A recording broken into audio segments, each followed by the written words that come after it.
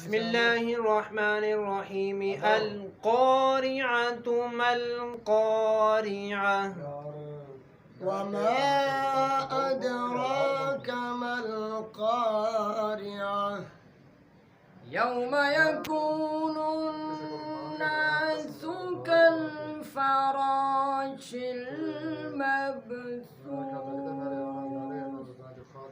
وتكون الجبال كالعهن المنفوش فأما من ثقلت موازينه فهو في عيشة راضية وأما